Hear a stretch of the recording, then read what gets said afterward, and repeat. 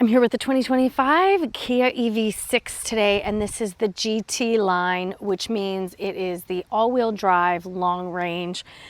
You can get the EV6 in a rear-wheel drive long and short range. So the most range you're going to get is on the rear-wheel drive long range. Also with the GT line, this color, you can only get it on the GT line. This is Nebular Blue.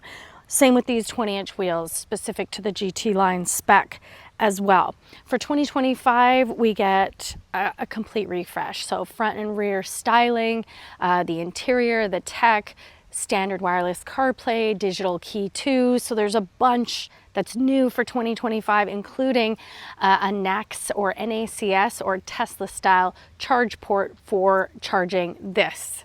We get really unique new front styling on the EV6. It could be considered polarizing because it's very specific to the EV6. What do you think? All right, let's have a look-see and see if there's a frunk. Yes, there is. It's incredibly small though. And then we have an adapter in here for, because it has the NACS charger, this is like the old style, and then this is the Tesla style. Oh, we also have the regular adapter for, so this would be for the DC fast adapter, and then this is just the regular at home level 1 or level 2 adapter. I've just been charging it at a Tesla station. It's very quiet. It's very smooth. I really enjoy driving this. I will say the battery is amazing.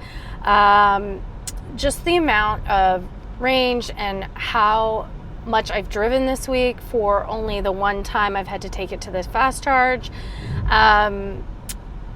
It's incredibly efficient, and that's one thing I'm really noticing with EVs. I'm getting more critical of how efficiently they charge. If they charge well at home for me on my level 1, because I just plug them in at home overnight typically. This one I did do the fast charge because we put quite a bit of kilometers on it throughout the week.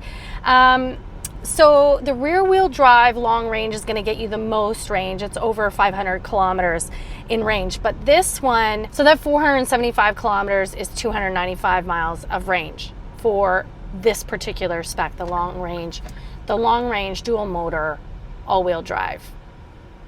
And that's with the smaller wheels again. The dual motor all-wheel drive gets you 320 horsepower and 446 pound-feet of torque. It also gets more towing capacity for 2025, up to 2,700 pounds. That's a 500-pound increase over the previous EV6. If you're curious about towing, like I said, the headrests in Kias are amazing. I don't know why, but they've found the perfect position for me for headrests. I just love where they sit, and they're not like too far forward, but they're not so far back. Like a lot of cars, the headrest is so far back that you would never drive with your head on the headrest, but with the Kias, I can. And it's not just the EV6, I've noticed that. I've noticed that in the EV9. I've noticed that in, I believe it was the Telluride or the Sorento. Those are gas cars, but they're still Kia. And I love those two SUVs, by the way. Kia, the Sorento is one of my all-time favorite sleeper 3-row SUVs.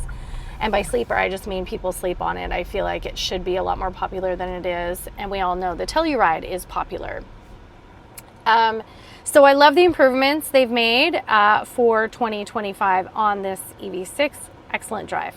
Super unique rear styling as well. Little spoiler here, backup cam is back there, and very clean, I will say. It's almost like a little duck fin. It reminds me a little bit about the little of the Aston Martin DBX. GT line badging, EV6 badging. Our charge port is back here. I like that. I like it when the charger's on the back or the front of the vehicle. Power lift gate, tons of room back here. Let me show you. All right, we have a 12 volt back here, and we can flip down those rear seats in a 60/40 from back here. Lots of cargo room, as you can see. A little below underbed storage.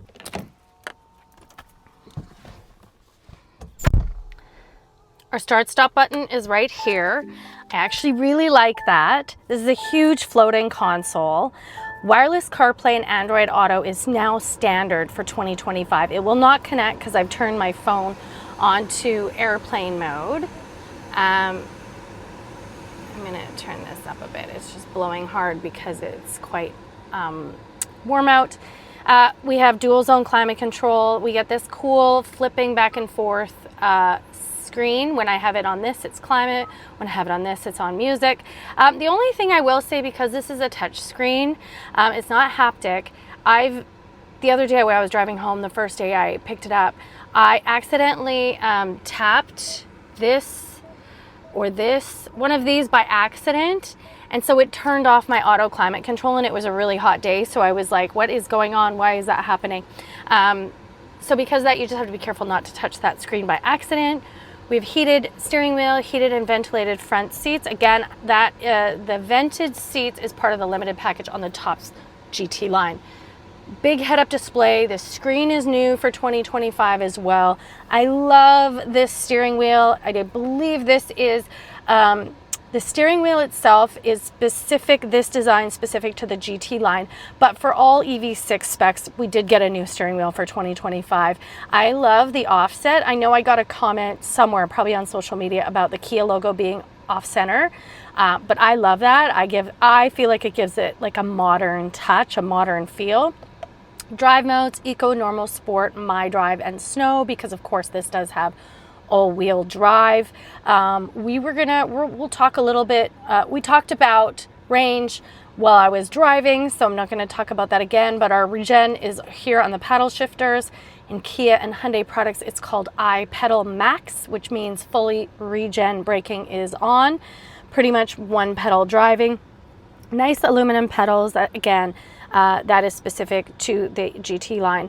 And then around gear selector, but an excellent backup camera, very clear, 360. I'm going to back up just for a sec just to show you how it shows the car when you put it back in drive. This only stays on, see, it shows me driving, isn't that cool? The front camera only stays on until I'm going 10 kilometers an hour. So I don't know how much that would be in miles. I don't imagine it turns off at some uneven number in miles. I'm not sure. 10 kilometers an hour it turns off for me. Wireless charging pad, and then inside the cubby we have just a nice deep cubby, 2 cup holders here, and then our USB-C chargers are down here, and there's a huge cubby. Let me give you a close-up. And there you have it. There's your USB-C chargers and a big cubby, a 12 volt, and another charger underneath that little second clip on the left. We also have memory seating settings on the driver's door. These interior colors are specific to the GT line as well. We have a center armrest with 2 cup holders. We have latch for 2 child car seats, tethers for 3. This floor is completely flat. We get USB-C chargers on the back of both driver and passenger seat. I think, no, that does not open. We have heated seats back here on the GT line, grab handles and hooks. I will say it is quite a dark interior, but I love it. Also specific to the top GT line with the limited package, which this spec has, is a Meridian sound system. It is very good. It is a premium sound system. I think the only other cars I've seen Meridian in are Range Rovers. So lots of room, but this is in my driving position. I'm 5'1", and I have plenty of room.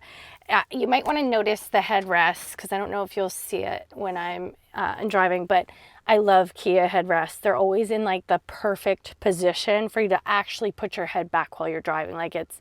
They've just done something that makes it feel natural. So what do you all think of this EV6? I love all the updates. I forgot to mention a couple things. We get a digital rear view mirror, which I always appreciate. We also get digital key too, which means phone as key. You put the app, or you put the Kia app on your phone, you connect your car, and then you can just grab your phone like we all do when you leave the house, and that acts as your key. I love digital key tech so much. So you can, the Kia EV6 starts at 49,000 Canadian dollars, just under 49,000 Canadian dollars for the light rear wheel drive. And I forgot to look up the US pricing, but this one as tested, top of the line. This is not the GT, but the GT-Line. Land all-wheel drive, long range with the ultimate patent, with the limited package, sorry. It's got everything that you want on your EV6. This one as tested, 67,495 Canadian, or 60,890 on the US website. But there was a couple things I couldn't find on the US website. I wasn't sure if you get the Meridian sound system, and I wasn't sure if you get, I think it was the digital rear view mirror on the top spec that I wasn't sure if it was there in the US. I was having a hard time figuring that out.